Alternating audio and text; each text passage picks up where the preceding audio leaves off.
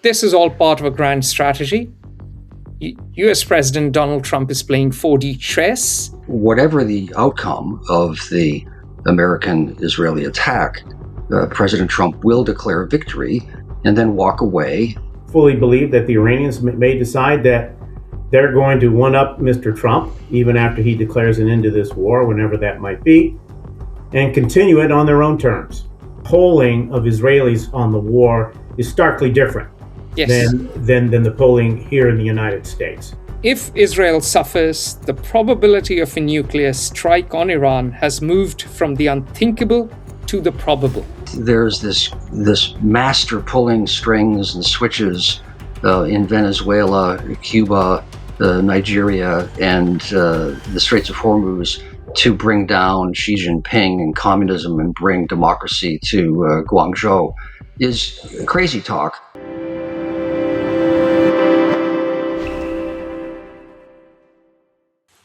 Welcome to FO Live. With me are two special guests.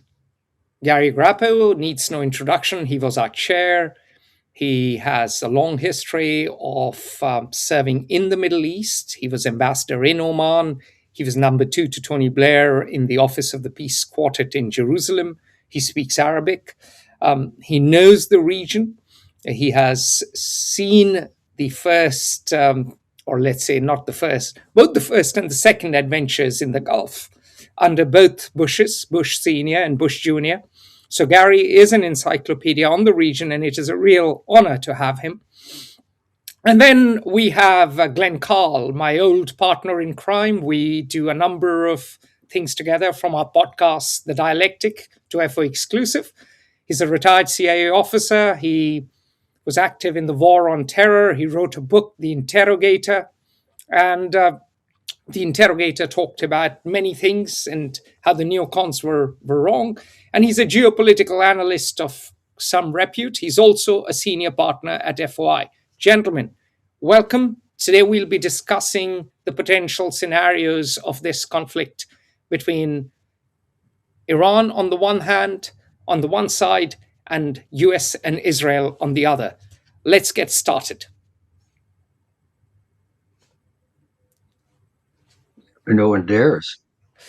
Yes, we are seeing this conflict intensify. Pete Hegseth today, and we are recording this on Tuesday, March 10th, has said this will be a day of big hits on Iran. First, how long do you think this conflict continues? This is to you, Gary. And what do you think are the implications, the near-term implications? We'll get into the medium and long-term soon. Well, it's a pleasure to be with you here today, Atul, and also to join Glenn. Of course, U.S. President Donald Trump has claimed that the war will end when he says it's going to end. I would beg to differ, because the other side gets a vote. In this case, Iran. And Mr. Trump may very well declare an end to the hostilities in Iran, and the Iranians decide to continue. It may be at a different level, but nevertheless, there are many ways they can continue to harass the United States and to menace the region, including obviously Israel, but also the surrounding states of the Gulf. And I can't, it's difficult enough to read the minds of Donald Trump and his coterie of cabinet members who increasingly seem to treat this as something like a cross between a football game and a video game, as opposed to a genuine war in which people, including many innocents, are dying. But it's even more difficult to read the minds of the Iranians, particularly with the most recent leadership change. But I fully believe that the Iranians may decide that they're going to one-up Mr. Trump, even after he declares an end to this war, whenever that might be, and continue it on their own terms. So this could and probably would last weeks, or perhaps longer. could last months as well. All right. Glenn, your point of view, please.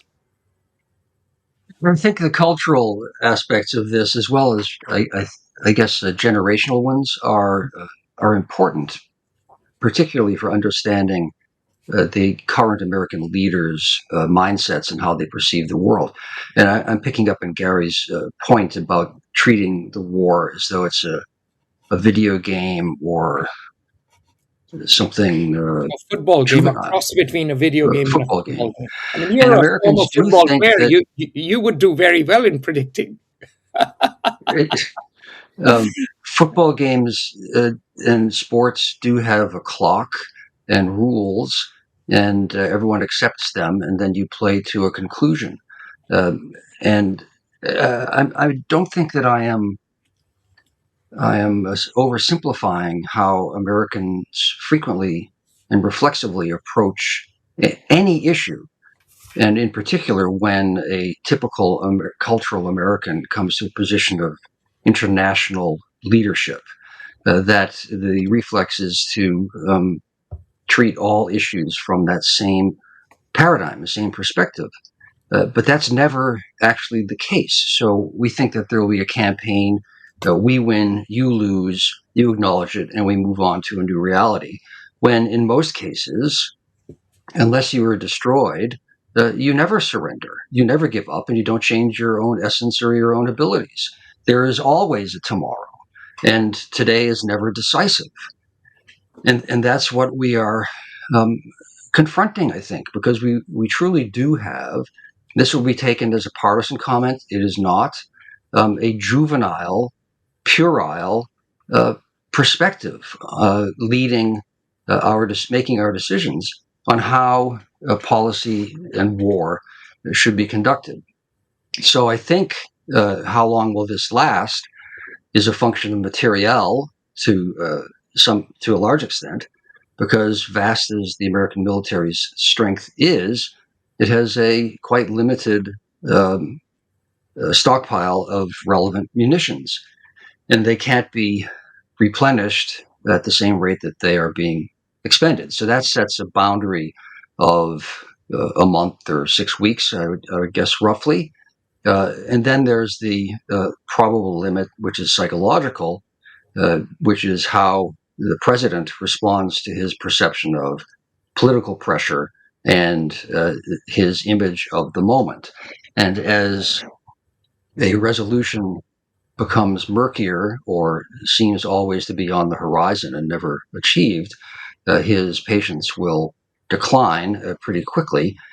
And the last sentence I wrote, I think, or maybe one of the last two sentences in my most recent article, was that whatever the outcome of the American Israeli attack, President Trump will declare victory and then walk away if he thinks that that looks better than continuing with the quagmire frustration.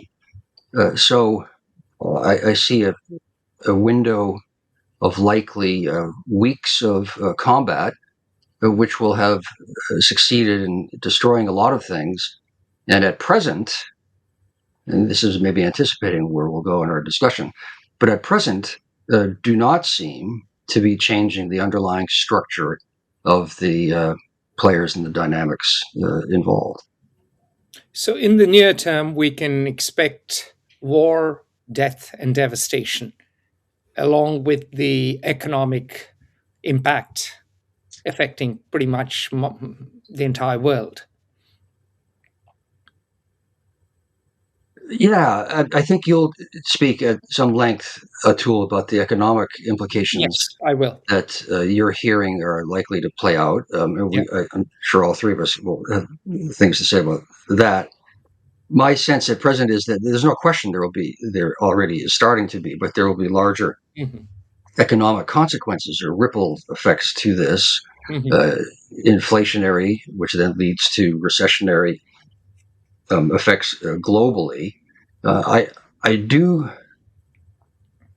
incline to the feeling that one of the big cards, probably the biggest card that the Iranians have to play, is the threat of to traffic in the Straits of Hormuz, and the threat suffices to create the reality, because ship owners are unwilling to send their ships, even if the actual likelihood of their ship being hit or damaged is maybe relatively low. Glenn, But if I can interrupt, shipping is all about insurance. A number of my friends are in that business, and insurance rates have skyrocketed, and that makes moving across not impossible. It's in the larger scheme of things, it's not a terrible amount of money, but ship owners are nervous, and there's so much uncertainty, and without that insurance, uh, the traffic comes to a standstill. Yes, there are tankers who may gun it, and US President Donald Trump has said, uh, the ship captains should show courage and just gun for it. But that's very unlikely to happen when you're carrying cargo worth millions or hundreds of millions. each ship, as you say, my understanding is that the insurance costs have in one day doubled from the start of the war. It costs $400,000 per day for a ship to sit idle now, whereas before the outbreak of hostilities, this is one of these large container ships. Whereas 10 days ago it was $200,000. There are 80 ships, the last I heard, 40 on each side of the straits, I think, sitting immobile, unwilling to go, and that affect, depending on which index you wish to look at closely, roughly a quarter of the world's energy supplies, and 20%, 20%, 15%. 20%, I mean, more or less, some people say 21, 22, there are different figures, but around 20% of oil and gas and about a third of fertilizers. So it is not just oil and gas. So it's a significant percentage of energy trade in the world, and world trade in general. However, for the overall global GDP, I think it's only about 2% energy. I forget exactly how this formula worked out, but the result I recall broadly is that this will affect roughly 2% of the global economy. So it's not a catastrophic blow to global economic trends, but it is one that will be felt in every home in every country. And uh, regionally, it is certainly already going to be catastrophic. However, here, and I'm going to sound like an apologist for to the war makers right now. Um, I think that the Strait of Hormuz issue is actually a solvable one, with some problems for all parties, including the U.S. But that still doesn't address, to me, the fundamental issue, which is that the structural issues, constitution of the region, objectives of the players, none of that has changed at all. And I don't see at present the prospect that it will. And to me, that is far more substantially, far more important than the disruptions, significant as they may be globally, of economic trade because of the Straits of Hormuz. So let's talk about the players. And Gary, we have talked about the new Ayatollah who may be injured, who is the son of the old Ayatollah. Meet the new boss, the same as the old boss, only worse. So the regime remains the same. You could argue now black beards have replaced white beards, and the Islamic Revolutionary Guard Corps is even more powerful. So now we have a regime hell bent on vendetta, and and sees the conflict as existential. Well, the conflict was always going to be existential for Mhm. Iran and this regime. There's no debate about that. Um, the grudge, the grievance that's carried now by the new supreme leader, Mujtaba Khamenei, is far, far greater than that of his father, which is saying something. But when you lose your father, your mother, your wife, your son, a sister, and her husband to the American/Israeli bombings, um, it has an impact on how you view the enemy. It's no longer just a question of survival, it's a question of vengeance. And I suspect it's deep and profound today. I can't see him rising above that to more appropriately and necessarily address the urgent crisis that his country is in at the moment. So the medium term, what you're predicting is an intensification of hostilities in the Gulf. Well, no, not necessarily, because as you said, the IRG is going to determine whatever the strategy is and the tactics that are going to be used, and Yeah. and he's effectively going to rubber stamp it. He may offer some minor tweaks, but in the end, it's going to be the IRGC that's going to have to figure out how they're going to wage this war. And by the way, that would have been the case had his father survived. The IRG has been calling the shots some time now. And in fact, you could almost say that Ali Khamenei, the now deceased supreme leader, was really a rubber stamp. The IRG is an all powerful force. It has its hands in everything, certainly security, intelligence, the judiciary, local affairs, and the economy I with mean, they its smuggle oil, they 20% of the smuggle in GDP. arms, they have yeah. massive operations, multi-billion-dollar operations. In that sense, it's not unlike what's occurred in Egypt, Mm. except a much different regime, obviously. But the Yeah. military now has become an enormous enterprise, and so they are motivated not only by personal survival but preserving wealth and all this control that they have managed to acquire in the Iranian economy. And so it's pretty much going to be in the hands of the IRG how they're going to fight this. Could the supreme leader say, absolutely not, we have to call an end to this. The losses are too great. We cannot afford this. He may. We really don't know the nature of his personality.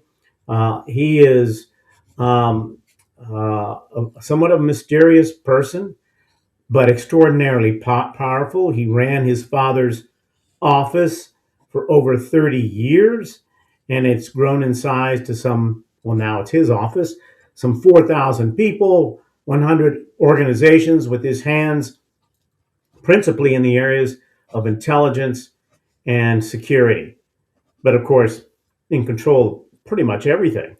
And so he was his father's eyes and ears, and we don't know, probably in the inner sanctum, maybe perhaps his voice. It's interesting to note that there's very little record of public appearances other than one or two religious holidays, and nothing I could find. And I'm reading um, articles by others. He doesn't seem to have written very much, so we really don't know how or what he thinks. And so he's a bit of a mystery to us. Um, Not surprising for Iran. He's quite opaque, and this will be difficult for not only Donald Trump but especially American intelligence and Israeli intelligence. Now they may know a bit more than we all know sitting here, but nevertheless, I do think he will probably be receptive to whatever the IRG has to say. Well, the Israelis are worried that should the war, and I've had many conversations with many Israelis over the last few days, they are worried that should this prolong into a few weeks, then Iran will have the upper hand. That is why they are focused on hitting Iran hard this week. That is their game plan. They want a shock and awe. That's why they've hit oil dumps. The Israeli economy is under tremendous pressure. And the Israelis have taken a few hits as well. They are not dealing here with the Gaza. They are not dealing here with the Hezbollah in Lebanon. It's a very different kettle of fish. No, absolutely. And um, uh, look, the Iranians may continue this war. I think we can pretty much forget options of a democracy. That's simply not going to happen in the near or even medium term. The best we could get is a remnant of the current leadership that's a little more balanced minded, that has some understanding of the workings of the Iranian government, and can put that country on a sort of a stable footing so they can begin to move forward and find some accommodation with the United States and the region. Glenn, Gary has just pointed out that the new regime will be led by a vengeful Ayatollah and backed by a hardline IRGC, the Islamic Revolutionary Guard Corps. If that is the case, what are the implications for the other actors in the region? You have worked with a number of, I believe, Gulf countries, and you understand them quite well, at least their intelligence and security side. How are they going to respond, and can they respond? Well, the alternative to that likely evolution would be that the military attacks by the U.S. and Israel are succeed in disaggregating the command and control of the various levels of the IRGC and the Basiji and so on, and the government, so that there's some fragmentation and conflict internally. That's conceivable. I mean, Possibly, that is the Israeli dream, right? What and yeah. Joseph Olmert said it openly in the last interview I did, and he said it. He talked about Kurdistan at the end. He talked about the Kurds, and their dream is that you get an Iran wherein you don't have divide and rule. They are not going as far as the British, but they certainly want divide and control. So the Kurds move in, the Azeris move in from the north, the Baluchis have their own autonomy, supervised, of course, by Pakistan. The Arabs go their own way. That would be wonderful. And then everyone is at loggerheads with each other, and they won't bother Israel anymore. They won't have the bandwidth. Well, perhaps more desirable and possibly more likely, one would hope from the Israeli and American perspective, I guess, would be rather than that, you have some George Washington-like wannabe figure appears in the military, the conventional army, or some faction of this theoretically disaggregating structure who says, rally to me, at which point you do have basically a civil war, because there are many millions of Iranians who support, or at least all of the young men with guns who support the current mullah regime. But you have clearly a majority of the Iranians who loathe the country that they are living in, or the regime they're living under, and hope for something else. But hope doesn't weigh very heavily when you're up against an armed body of trained men. That is conceivable. But that's also probably a pipe dream. An alternative would be that to sort of catalyze this, and the Americans have tried this at various times with almost no success anywhere else, is you could occupy a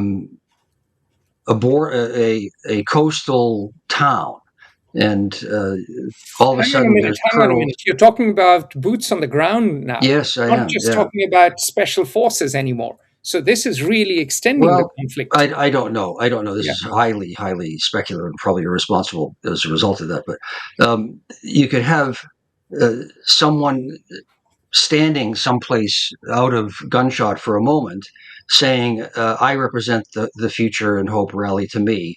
And that then there's ostensibly something to rally around, and you have a civil war again.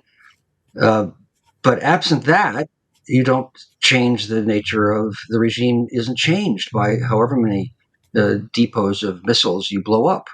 That's the only way forward, and I'm not saying that that is either likely or even desirable, since it seems almost never to have worked. There are a lot of wannabe Ahmad Chalabis who claim to be, well, whom the neocons in the United States presented as the George Washington of Iraq.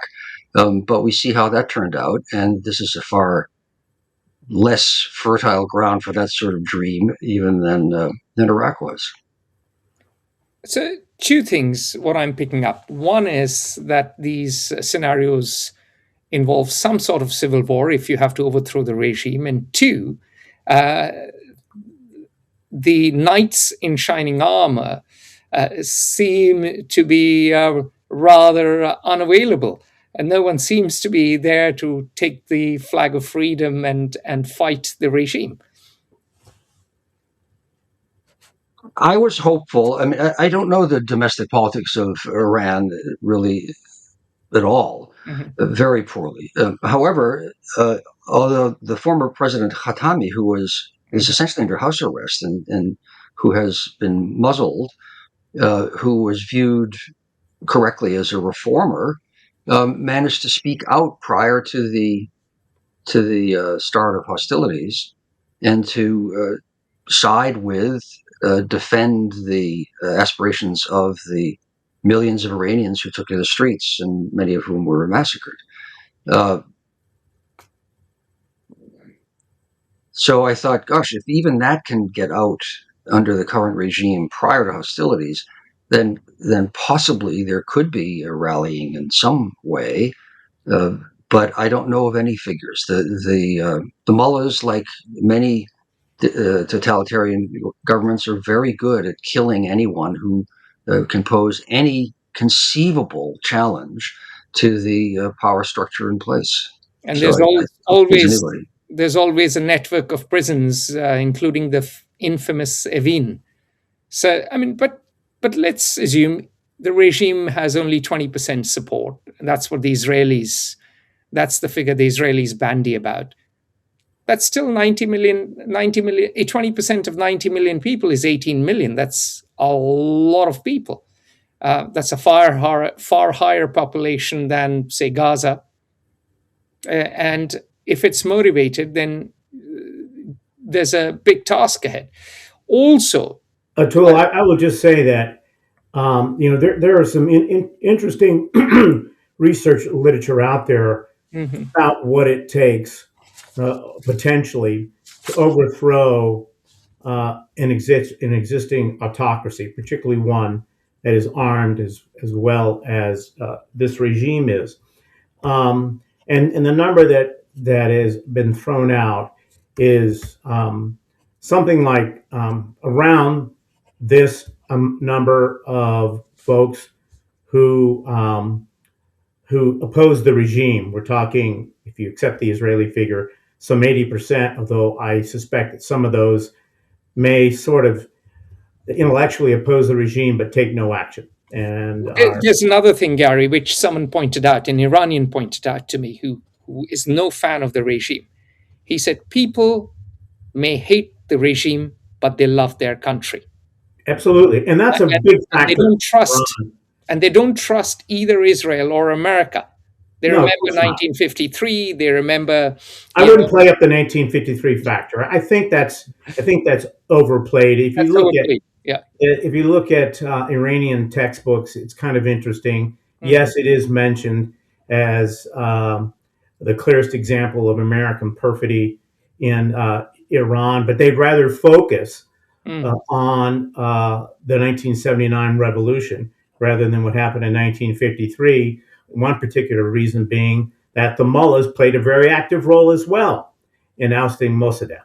Indeed, indeed, Be which is that something as it may, they my never point admit. here, is that um, if you can get 10 to 20% of the population to take to the streets, whether they're armed or not, then you have the potential for moving the government, even as one as brutal as this one. Now, that's a lot of people. 10% is 9 million people into the streets of the major cities of Tehran. Anything more than of Iran, anything more than that is obviously more significant. And then the government is faced with a major decision. You can't just mow down people by the millions. They don't have the manpower or the weaponry to do that, and they have to find a way to accommodate. The problem, the challenge of that is getting that many people out into the streets, coordinating that. There's no one to do it. It could happen, but secondly, a lot of people will die in the tens of thousands that will probably make what happened in January look like a stroll in the park. I mean, a lot of people would die in a scenario like that. But that's kind of what it would take, because there's no armed resistance, there's no organized resistance, there's no leader, there's no overarching ideology. They don't know what they want other than for this regime to go. I mean, they talk about democracy. It's an easy word to bandy about, but how do you get from where they are now to a democracy? Yeah. Actually, for Iran, although it is difficult, challenging, almost inconceivably so, they do have the structure for moving toward a democracy. But they don't have the leadership, they don't have the organization, and it's unclear what price they're willing to pay. I had a debate with an Iranian gentleman not too long ago, studying here in the U.S. for his PhD, and he was trying to persuade me that this very action that the United States is now taking is exactly what was necessary to change this regime. And I argued, once the Iranians show that they're willing to take to the streets and sacrifice their lives for their own country, then come and talk to the United States about whatever role it can play, including a military role. But here we are now, a regime much weakened from what it was, much more weakened from what it was in January, and the Iranians are not. And I think they're quite fearful. And of course, when you're in the midst of a war, what are you worried about? Well, you're worried about putting food on the table for your family. You're worried about the water you're going to drink, or the water you're going to use to bathe your children. You're worrying about, what am I going to do for income? Do I still have a job? Whether you work for the government or you're in private business. These are all the things that are on the minds of the large portion, probably the majority of the Iranian people. It's not taking to the streets. What could move them to take to the streets is if you get, as we saw in January, a substantial number out there, and you see mass bloodshed perpetrated against them by the regime. This could provoke all of these folks who are opposed to the regime but standing on the sidelines, saying they've just killed my children, they killed my neighbor's children, they killed my colleagues. I cannot take this any longer. I'm going to join the fray. And that's when you have a mass movement, and that's where you get an uprising of the millions of people who could affect change. But I will say, having said all of this, I think the probability of that now is probably less than 20% and declining as this goes forward. So, Gary, it's very interesting when you quoted the young Iranian, because there's a huge division within the Iranian diaspora. A lot of the younger ones, particularly the royalists, and I meet a lot of them here in Washington, who have allegiances to the younger Shah, to the baby Shah, as the chap is called, believe that there will be an uprising and the regime will crumble. Some of the older Iranians, including from families that suffered enormously, both under the Shah and under the mullahs, take a more nuanced view. One of them, and I'll quote what one of them said. Number one, he said that when you get bombs from the skies, people don't gather on the streets. He said one more line, which was, and other people have said it too. He said, democracy comes from efforts on the ground, not down from the skies. He also pointed out that we have a very divided opposition. Iranians are famously fractious, and you have royalists, and you have Republicans, you have federalists, you have people who want a unitary state. There are Iranians who believe that the state will disintegrate if Tehran weakens its grip. You don't, as you yourself pointed out, there isn't a clear idea or ideology or any animating North Star for the opposition. Then you have the mosaic strategy, the regime, the top leadership of the regime. The Israelis have been extremely successful in decapitating it. So the Iranian strategy has been, all right, we have a mosaic strategy. Every provincial governor, every military commander can now act on their own. And so this now means coordination and control of any rogue, or not even a rogue, or any aggressive military commander, much more difficult. So the wildcard element has gone up. And after the Israelis have, or whoever struck first, a number of schoolgirls died. And then, of course, the petrol dumps in Tehran have been hit.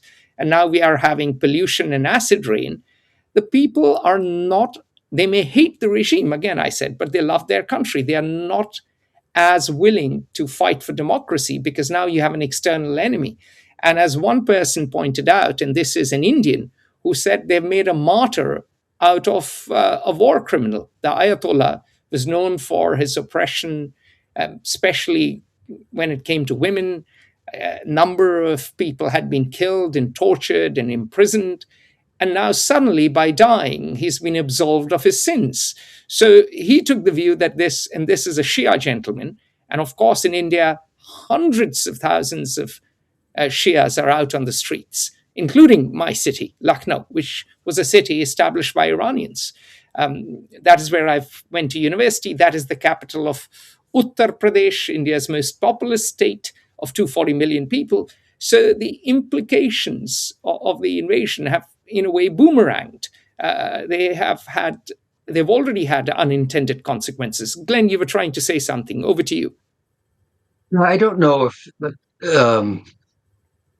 the standard hostility to the American imperial, actions is that significant in this circumstance. I think the hostility to the regime and the power of the regime are far more important factors in the equation. But I look at three lessons that I think are relevant to what the Iranians are confronting, and then the White House is confronting. And I keep going back to George Washington as an example that's misunderstood. So long as George Washington did not lose, was not defeated, the British could never win, ever. So it didn't matter that he lost every battle, and he didn't lose every battle. But even had he lost every battle, that was not dispositive. Then I think of General Giap in the Vietnam War. Yeah. After the war, he met with an American general several years after the war. I don't remember the American general's name, and the American general said, General Giap, the United States won every battle. And General Giap said, that is true, but that is irrelevant.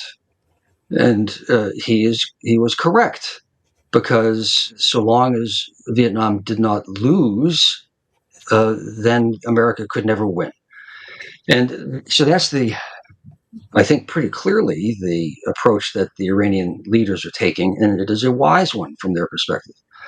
Then I think of, and you'll smile at this, Atul, my years in France and becoming, to the best that I'm able, an honorary Frenchman, and the experience of France during World War II.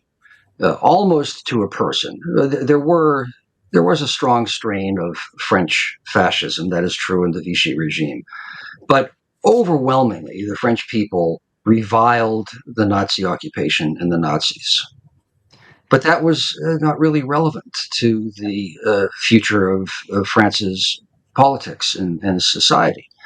The statistics are that during the 4 years of occupation, or five, 2% of the population took any part in the resistance. Because to do so meant that not only you would be found and killed, but your entire family and 10 random people around you would be. Those are literal statistics. So people tried to survive. Because what can I, We an could say the individual Soviet person, Union. The Soviet Union was the most egregiously brutal of all regimes, even more so than Nazi Germany, particularly when it came to its own citizens. And very so an few people rebelled. individual feels I am helpless before an all powerful state, which has all the weapons and kills anyone who raises an eyebrow in dissatisfaction. And that's the reality in Iran. So, absent some center around which to rally, which has some uh, ability to exercise force, to use violence, there is little prospect of people doing anything, because not just 30,000 will be killed, as Gary alluded to, but many more. So I see a stark bifurcated possibility in the future. Either some of these horrifying or really daunting scenarios uh, possibly evolve as I theorized, or we have a continuation of the status quo, just with a much more destroyed society and government, which will the success of the campaign from the Israeli-American perspective is achieved every more each day, and that is that for the medium term, which will be years, Iran will be less able to project power outside its borders, except through theoretically terrorism. Although Iran has never really been this rogue terrorist state, to the degree that it has been denounced as. And I'm not defending Iran, or through surrogates reconstituted. Let's shift to economics and let me paint a picture. What I'm hearing from various fund managers and savvy investors, and in particular, Manu Sharma, our colleague at FOI. The Gulf countries rely on oil and gas revenues, fertilizer revenues too. Gary, you know the Gulf better than almost certainly the two. You know it best amongst the three of us. And their oil and gas revenues have plummeted. They import their food. Their food costs have gone up.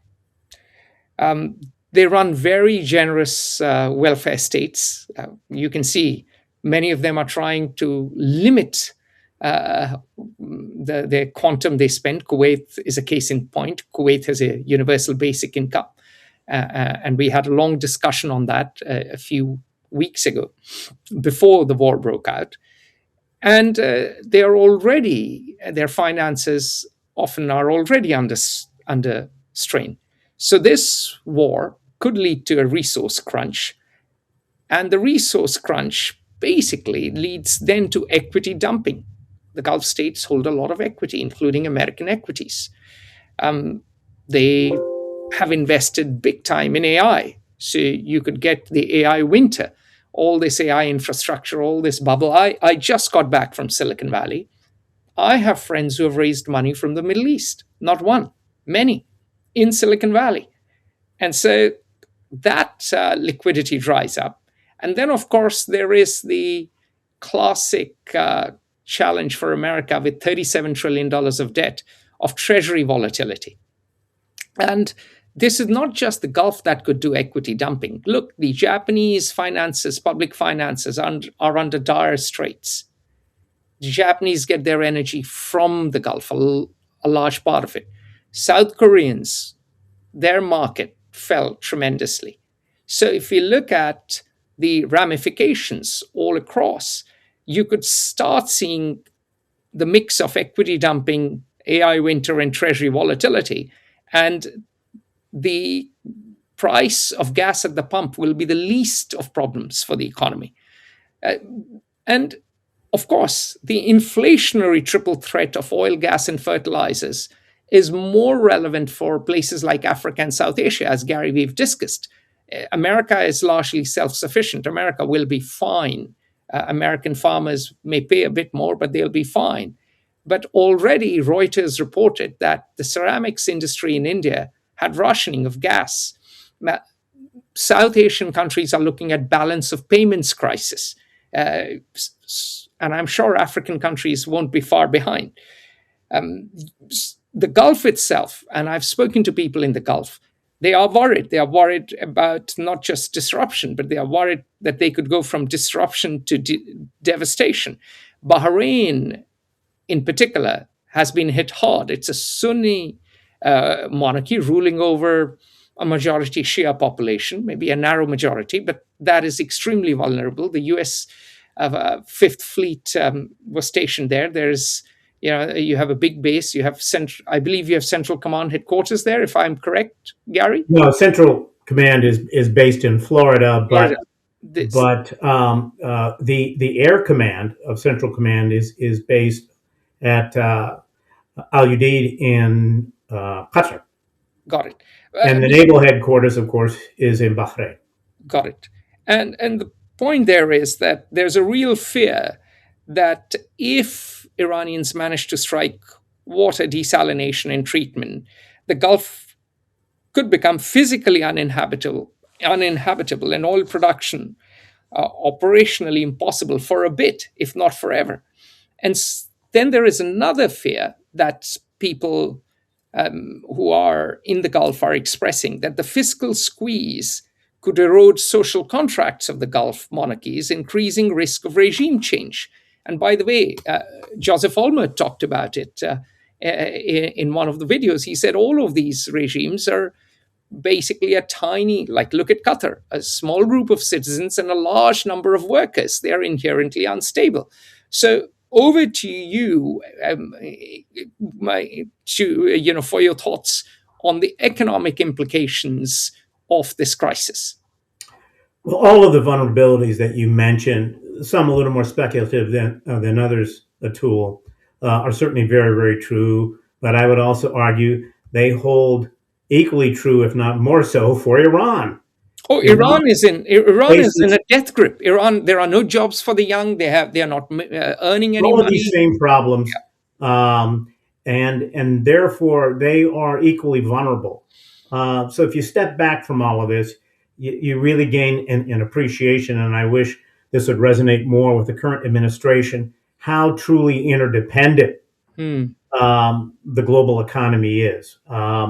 And by the way, it's all fueled, for the most part, despite the increase in green fuels, very much dependent on oil and gas. It really fuels the global economy, and it will for some time to come, at least beyond 2050.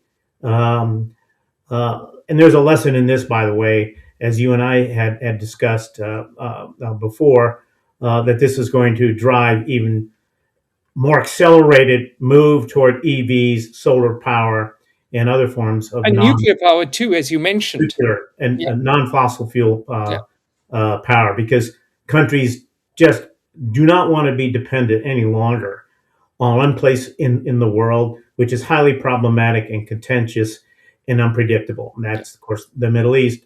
And so all of these problems are out there. The water is potentially the most acute. I'm a little surprised that the U.S. and Israel have gone after targets in Iran, because it really will affect the everyday Iranian. These are the people that they're hoping are going to rise up. Mm-hmm. And not having any water is not going to get them out into the streets. It may get a few out there, but and they will blame the Israelis instead They'll of the blame the regime. Israelis, and of That course is a they'll blame the Americans yeah. too. But So if you want to endear yourself to the Iranian people, you don't go after water sources. my However, my question is why? What is the thinking? Because I don't get it. When I read about it, I we've all served, yeah, in the security realm. I've been an officer. Gary, you were in the Air Force. Glenn, of course, is very famous, for his long and distinguished career. The point is, why water? I don't get it. well, I mean, my thought is that I don't know that this administration has thought it through completely. I don't know what instructions they're passing along to the military. Hmm. The military initially seemed to be concentrating on targets associated with command and control, the leadership, and of course all the instruments of the military and IRGC forces. But then within the last few days, they started going after oil facilities and some water desal facilities. These are economic targets. They're not necessarily military targets. So they have implications. But as soon as the sources of water begin to dry up, you know who's going to be cut off first: the Iranian public, Yeah. not the instruments of government, and certainly not the security services.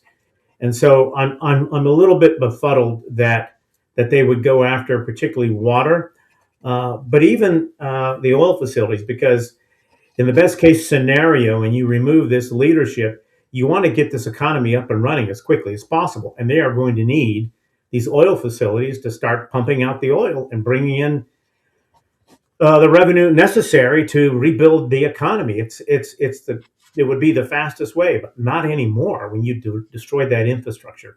So I, that will rationale will the surprised me. Americans hit? Sorry to interrupt. Will they hit Karg Island? If it continues, they may. It Hmm. would be, in my view, the wrong decision, but they may, and it may also be in response to some of the targets the uh, Iranians have identified in Saudi Arabia, in Bahrain, the UAE, in Kuwait, in particular, and so this may be tit for tat, and their uppermost thought right now is survival, and they're not thinking about the day after. We need to survive, and it means inflicting pain on our neighbors so that they will ratchet up the pressure on the U.S. administration. Then this is what we'll do. We'll make the other side pay economically because they really don't have much recourse when it comes to military means. One of the things I'm hearing from Republicans here, and Glenn, I'd love to get your views, is that this is all part of a grand strategy. US President Donald Trump is playing 4D chess. Now Venezuela is under our thumb. We have a gun to the head of Delcy Rodriguez, and Glenn has said that he would like to have a say in picking the next Ayatollah, just as he had a hand in picking Delcy Rodriguez, and now by taking out Iran, they will choke China of oil. And in this grand strategy, the clash is between a petrostate and an electrostate. So far, the US is a petrostate. So far, the world is run by oil and gas, as Gary just said. And before China rises up, before America faces the risk of war in the Thucydides trap, the Americans can just choke the Chinese of oil, relieve them of cheap oil, and cut down the number of allies or semi allies or supporters they have. So now Venezuela answers, or Delcy Rodriguez, the dictator in Venezuela, answers not to Beijing but to Washington. And soon Iran will either be dust or will be too weak or will not have any oil. Say to that logic. Most of the all of my career, and I think anyone who's involved in the foreign policy establishments of the U.S. overseas will have the same experience. Anytime the United States did anything or didn't do something, um, most people would imagine a vast strategy behind it, and that the U.S. knew what it was doing and everything fit together, so that our aid policies to the Altiplano of Bolivia were linked to our strategy to overthrow the mullahs in Tehran. Um, and that's delusional. Uh, in my experience, which I am certain is absolutely typical, policy is made by people having exactly my experiences, which is that you arrive at the office in the morning with maybe, if you're really good, a thought about what you would like to achieve 3 days ahead. Uh, but in fact, as soon as you open the door, there are 100 items in your inbox to which you have to respond immediately, and almost all of which contradict each other, and only 8 of which you are able to address in the day. And that's how it plays out. And I'm not actually being facetious. The thought that there is huge strategy involved is crazy, and that's the stuff of a gripping novel. But that's not how it really works in reality. There will be broad themes that one pursues, but that there's this master pulling strings and switches in Venezuela, Cuba, Nigeria, and the Straits of Hormuz to bring down Xi Jinping and communism and bring democracy to Guangzhou is crazy talk.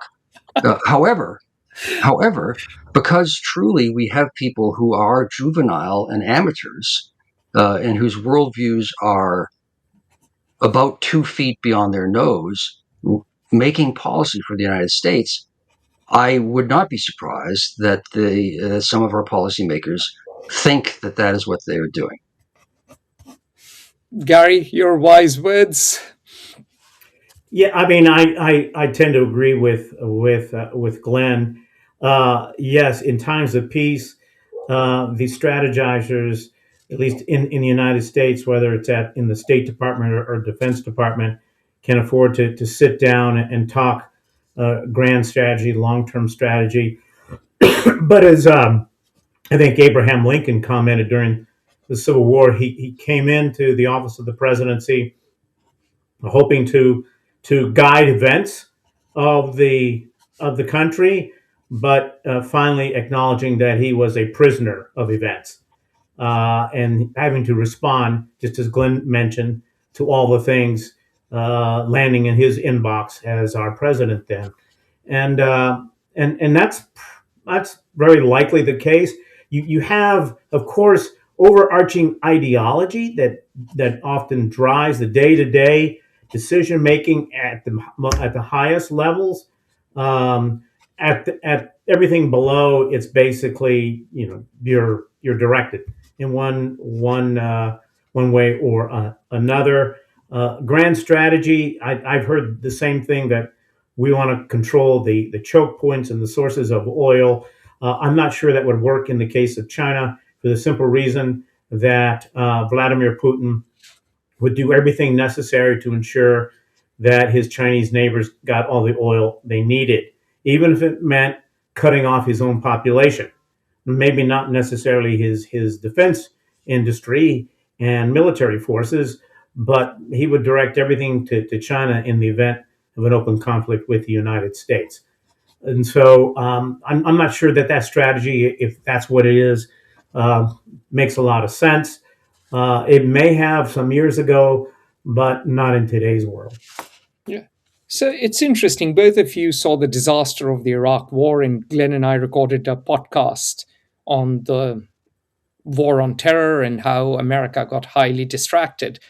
And I remember Obama was trying to do the Asia pivot, and that has been the aim of many an American policymaker, that China is a near peer competitor and America has to focus on key technologies And it seems now we are back engrossed, involved, enmeshed in a war in the Middle East, which is open ended, where there are no clear goals, where there are contradictory statements, sometimes every day. And it seems even more hilarious and more facetious and more ridiculous than the Iraq War, wherein at least the policymakers tried to make a case, went to the United Nations, tried to assemble a coalition. And both of you have lived through that period. This seems deja vu, but as the adage goes, history repeats itself first as a tragedy and then as a farce. This seems a bit of a farce, gentlemen. Would you agree? I think there are consistent recurring motifs in over the decades, and one of them, and it's an important one, is that broadly speaking, American conservatives, with regard to foreign policy, and I suppose general policy, social, domestic included, but leave that aside, certainly in foreign policy, believe that power can change the realities on the ground, that we can impose our will, and that everyone aspires, if only given the opportunity, to be little Americans who are sort of secular and like material goods and go to town meetings. And all of that is, at best, projecting one's own culture in utter ignorance of the complexities and counter um, realities and aspirations of an almost infinite number of cultures. So that's The how it Germany plays and out. Japan, The Iraq, Germany, Japan, and South Korea example is often bandied about by these people. Glenn, sorry to interrupt. yeah, well, in 1947, 2 years after the end of World War II, the British and American occupying forces, I'm not sure about the French, in Germany conducted a poll of the German people. This is at a time when the statistic was one building, one structure in three, one third of the entire housing and building stock of all Germany had been destroyed. And Germany was suffering near starvation, kept alive by the aid of the occupying powers. Given that reality, nonetheless, and now you have 8 million Jews incinerated and 8 million German men killed in the war. And the poll showed that 2/3 of the German people believed that Hitler's execution of his policies was wrong, but fundamentally he had got it right. So it didn't really change a lot. And it took 40 years in a country which had dramatically, I'm speaking of Germany here, but we'll count Japan too, a dramatically richer history of civil associations separated from religious establishments than Iran is the case. And so the conservatives, nonetheless, have always believed that we can impose our will by the use of force. We can make things happen. We will kill the problem. And just to give one micro example, in the Iraq War, the life expectancy of an insurgent against the Iraq government or the United States was 1 week. 1 week. And we were superb at killing the commanders of the various insurgent or jihadist factions, as you want to call them. It became dark humor in the agency that we had killed the nth chief of operations of Al Qaeda in Iraq. And that was true. We did it again and again and again and again. And all of that was really irrelevant because the military cannot create a political culture or dynamic. And that's, I think, the through theme of much of American policy. For all of our careers, the conviction by some that military force can change political, cultural realities on the ground. Gary, do you have something to add? No, I mean, I think Glenn is absolutely right. Um, it would be one thing if we were defending the United States that we faced an existential threat, which I think is the Israeli view, and we could talk about that. Yeah. But I mean, they do fear. Joseph and many others have oh told yeah, me no, they there's feel no an question about existential it. view. They are worried about Iran getting a nuclear weapon. They're worried. They are worried about the developing and growing missile capabilities of Iran, and for them, it is existential. Although, mind you, the Israelis, Naftali Bennett, is already talking about Turkey as a potential rival. So the Israelis are worried not just about the Arabs, but the Iranians, and tomorrow the Turks. Well, for the Israelis, that's most definitely the case, Yeah. and the polling of Israelis on the war is starkly different Yes. than the polling here in the United States, and for that very reason, the great majority of the Israelis recognize the existential threat that Iran has posed and will continue to pose under the previous circumstances to Israel. That's not the case here in the United States, and for that reason, I think Americans are at best befuddled by this, particularly given the fact that the administration went into this without clear objectives, which is a great disadvantage, but also an advantage for Donald Trump, because there is no yardstick for measuring what victory is other than when Donald Trump decides to declare it. Nevertheless, as the war goes on, and the Iranians are counting on this, they understand this part of American politics very well. Americans don't like long wars, and the longer this goes on, the more these opposition numbers are going to go up. So, in terms of Iran, though, we simply do not have the capacity, and I've written about this, the capability. And we certainly don't have the will, despite what Donald Trump and Pete Hegseth and others may say. There's no will to, as much as we would like to see it, which is different from saying we will change it. A true, genuine change in Iran, we just can't. A country of 90 to 93 million people, even if every single one of them oppose their government, we can't impose the change. We simply cannot. Even if we were to deploy hundreds of thousands of troops, which we're not going to do and frankly could not do, then we're not going to change things. I'd like to mention one point here, and that is the two major threats, potentially existential, the United States does face. That's China and Russia. In the case of Russia, the war and Russia's inability to respond in any significant way, although now we're hearing about them sharing intelligence with the Iranians, certainly doesn't portray Russia in the best of light internationally. But I'll have to say, Russia is a net winner in this.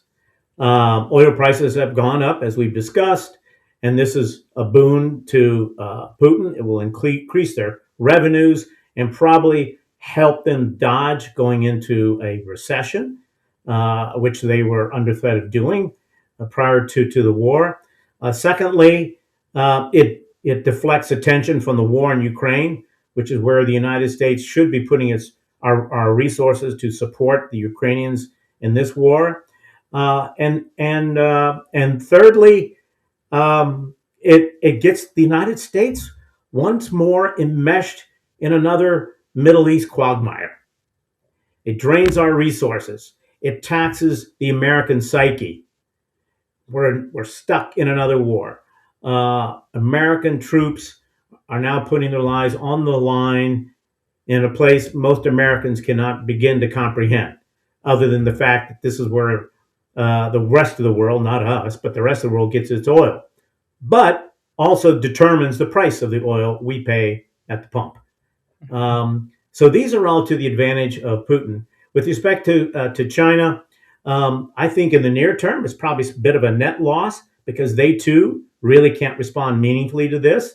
They have no sway in the Middle East, as the United States just kind of marches through, speaking metaphorically, since we have no troops there, but we have complete control of the skies, we and the Israelis. But nevertheless, China has already started making the changes it needs to make to avoid being trapped the way the world is right now because of the inability of oil to leave the Gulf. They're moving very aggressively into EVs, very aggressively into solar power. They are So the leaders already, Gary, oh by yeah, a country mile and more. They it's, have exactly. So bet on the technologies of the future. next time this rolls around, I mean, God, God forbid, but they'll be less susceptible to these energy sways that the rest of the being whiplashed by by the downturn in the oil market. So I think long term they're probably better off. They're not dependent as much as you had indicated earlier on Gulf money to fuel their investments. It's self funding. They face other problems, but now that should not be one of them. It is an autocracy. They can pretty much direct things as they wish.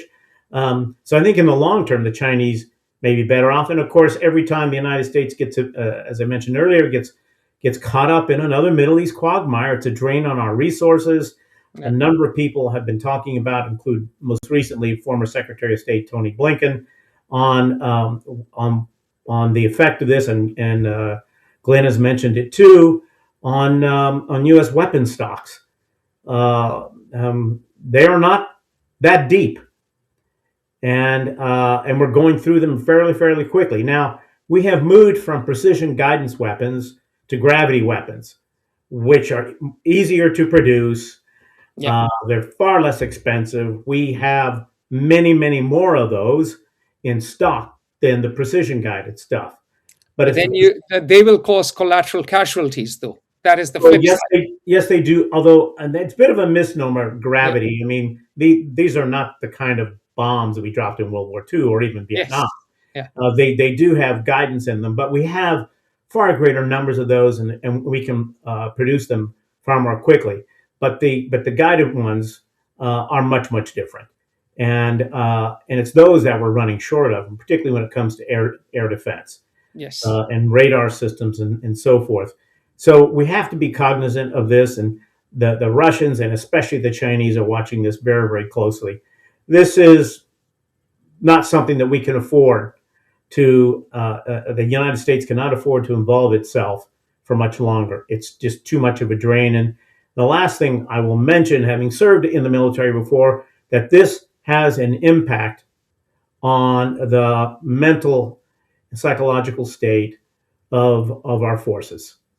When you're constantly being called up to war, in the last 20 years now this is our third war in the Middle East against the most challenging of enemies.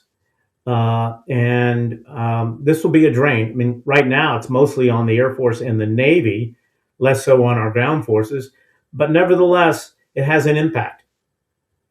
I have a final question for both of you. You've been very generous with your time, so thank you. The final question, and I'll quote this sentence. If Israel suffers, the probability of a nuclear strike on Iran has moved from the unthinkable to the probable. What do you say to the fears of a tactical nuclear strike or a nuclear strike on Iran? That talk is now going around, and that is why I'm addressing the elephant in the room. Israel might do a tactical nuclear strike against Iran. I see the likelihood is infinitesimally small. I see. To what purpose? If you put all of the Iranian Revolutionary Guard Corps in one parking lot or something, then okay. But it's inconceivable. I don't see why even the most hawkish ultra-Orthodox Israeli would see is the advantage to that. I'd agree 100%. In fact, Glenn said the exact words I would. To what end? Because, as I mentioned earlier, Israel and the United States already have complete control of the airspace over Iran, which means they can drop gravity bombs anywhere they want, anywhere, at any time of day, as long as they have them, and they do have them. So, what would be the point? Moreover, it To would break raise the will of the regime, to destroy the will to fight. And if Israel and the Israeli economy is suffering, the Israeli economy is very powerful, but not with infinite resources. And they have been at near continuous war for a while now. And they're exhausted. And if they suffer, and should the Iranians conduct strikes that hurt Israelis, and we don't know under this new Ayatollah what they'll do, then people fear this may be the reaction. That I'm just relaying to you the fears that people have about this may be people who maybe don't understand completely, yes, and therefore are speculating. And I've heard that as well. But based on everything I a know, lot of people in finance are worrying about this. Let me put it very simply. This is the fear of a lot of people in finance. Okay, I don't know how familiar they are with Israeli military strategy. I mean, Israel is very, very aware and sensitive to the power they possess. And in the beginning, of course, this was meant as the ultimate defensive weapon when they faced an existential threat from their Arab neighbors. That's not the case today. It's not even the case in the immediate term with respect to Iran. And so I just find it at this point in time, as Glenn mentioned, infinitesimally small. If we're still having this conversation about the war in Iran in 1 year, then we can talk about it. All right. On that positive note, gentlemen, at least we end on a positive note that there's no threat of imminent nuclear war. Thank you very much for your time. Those of you who've been watching us, it's been a long discussion. Make sure you do subscribe to our YouTube channel. Press the bell icon, then you'll get notifications, and we'll be back to have interesting discussions with interesting people with insights that you don't hear elsewhere. Thank you very much. Join the conversation at Fair Observer and subscribe to our YouTube channel.